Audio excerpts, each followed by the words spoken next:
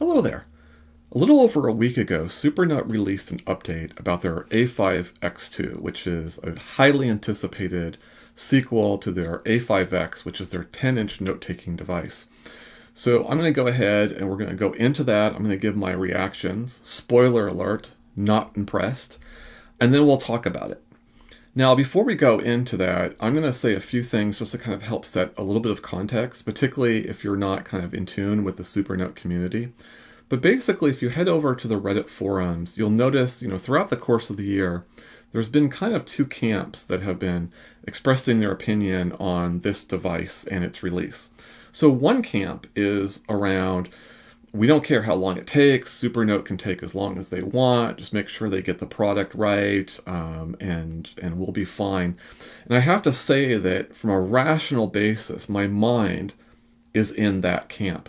To give you an example of that, I'm just looking for an upgrade to my Supernote A5X that's a little snappier. And if it takes them, say it releases next year at December, then, that's probably not going to dissuade me from purchasing it at that time. So I'm with that camp that says, look, it comes out when it comes out and deal with it then. So I get that. But there's another camp as well, and these are the people that are basically saying, look, we are tired of waiting. We keep being given dates. They keep getting delayed. What's going on? Why can't we have our new Supernote A5X2 now? And my heart's there.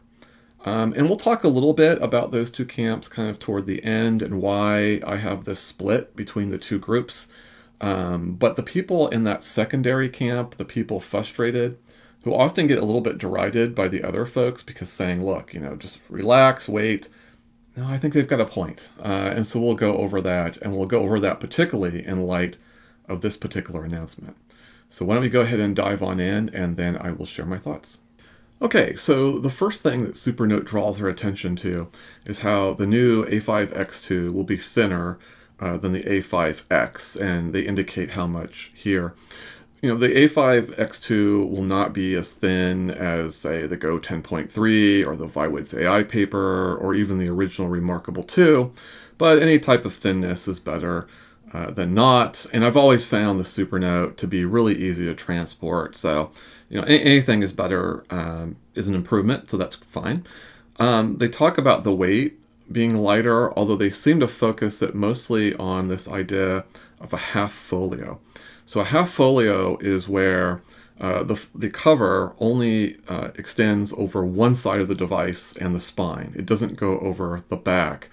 And the idea here is that there are hooks in the spine that you use to connect to the device, and there's a lever on the back that allows you to release it if you want to get rid of the folio. So they're basically trying to promote the half folio simply, I think, because of a slight reduction in weight.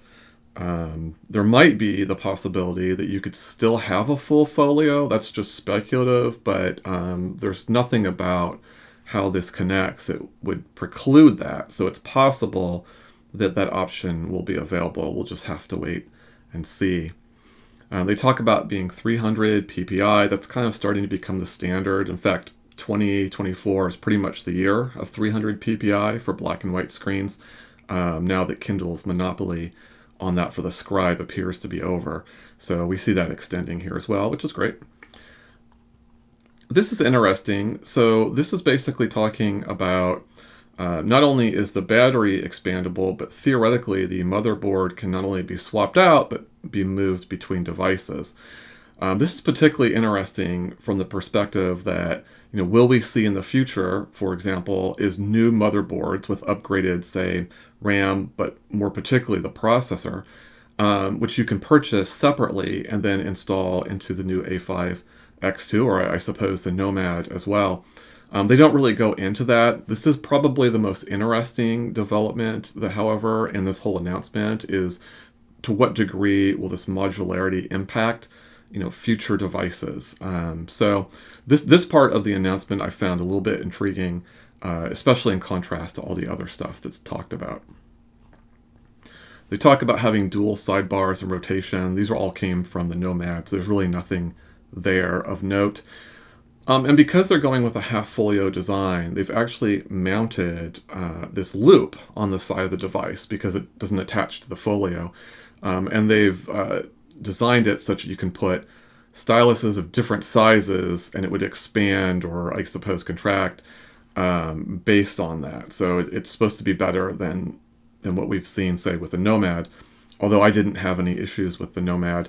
They talk about having foot pads to keep the device from sliding, which would be more important if you are using a half folio design because the back of the device is going to be touching whatever surface you're on. And then they talk about having a top charging port, which is fine. And then finally, you'll notice at the bottom the phrase, notify me when the A5X2 is actually available, with the actually underlined, with a little bit of self-awareness, although not sure that was a good touch, but anyway, there that is.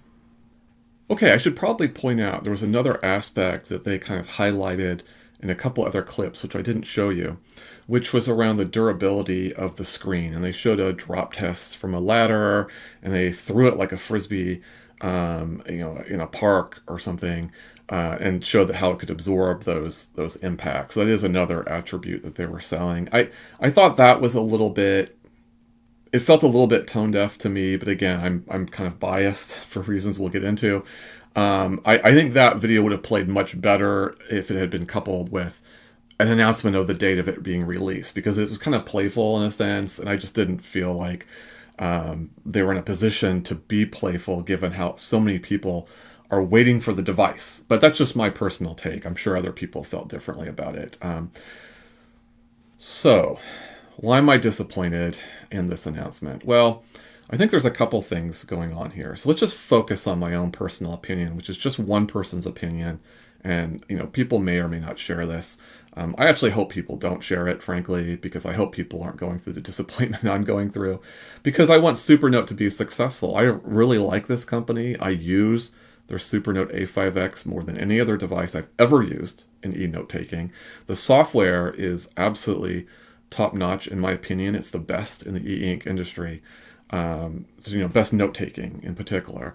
So I like Supernote. But, when they released the Nomad last year, and you've got, the magnetic case cover, and you've got the crystal design, which is really amazing. It's not just amazing, by the way, because you can see through the back, which is cool. But it's amazing even from the front.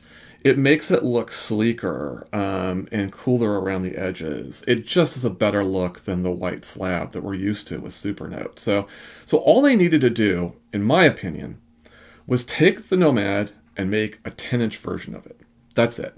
Maybe you throw in, different colors or styles of folios, different fabrics, for example.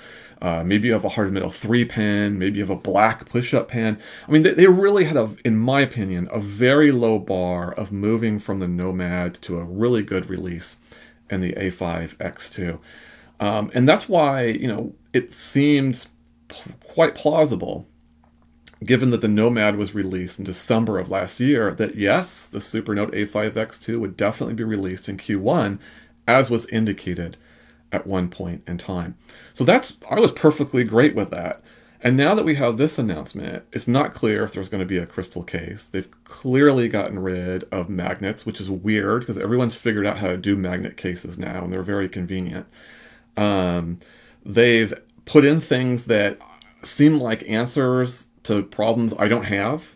I didn't ask for a half folio.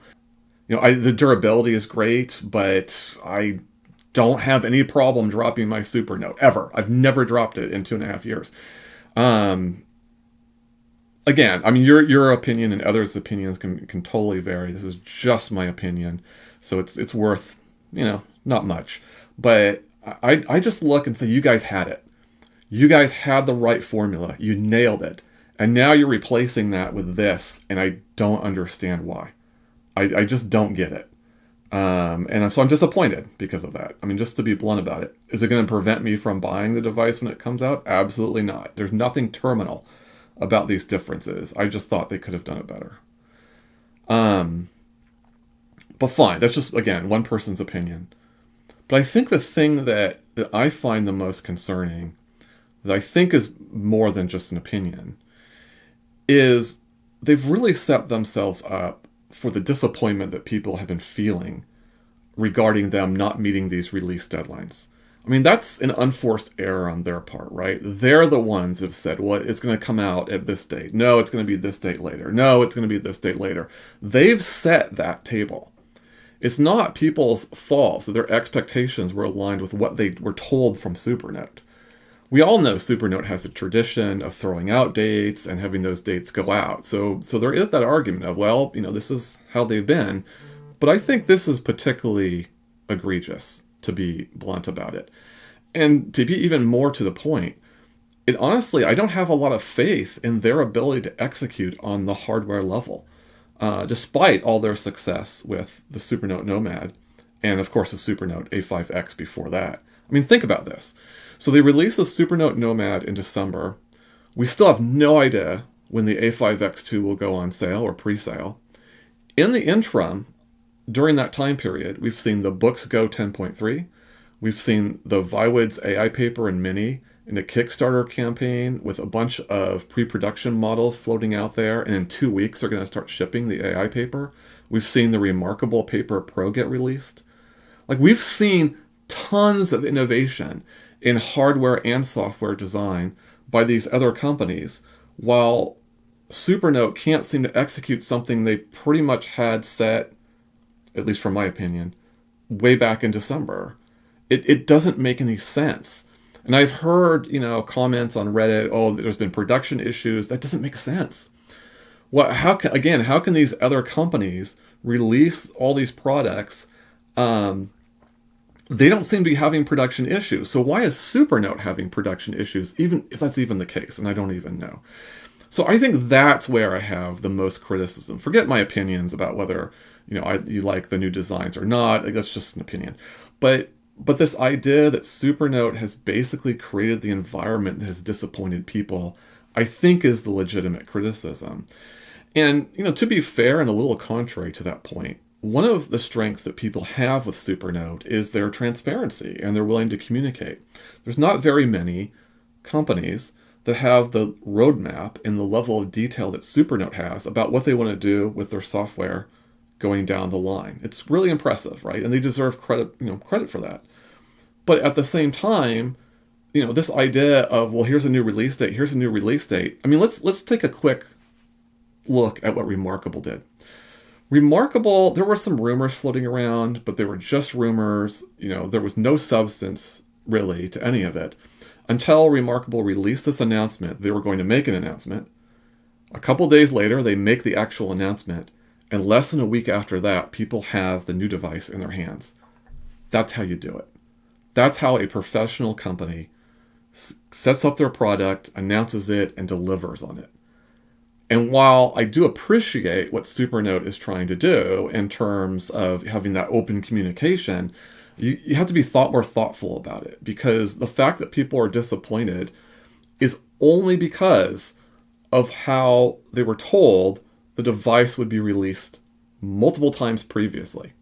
So this is a legitimate concern that people have. Again, I'm rationally with that camp that says it comes out when it comes out, because that ultimately is the right answer. But I get why people are so frustrated.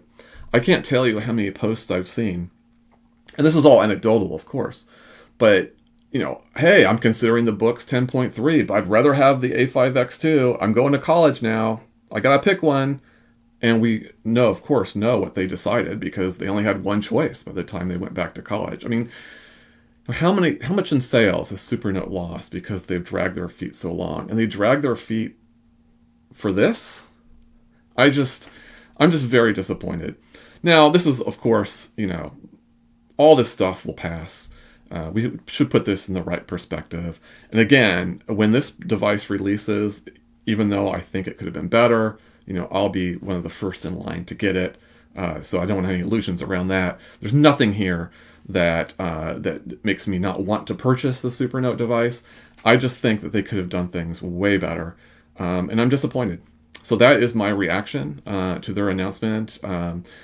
Post your thoughts below. Contrary thoughts, more than welcome. In fact, honestly, I hope almost everyone watching this has contrary thoughts, because I hope you're not as frustrated as I am.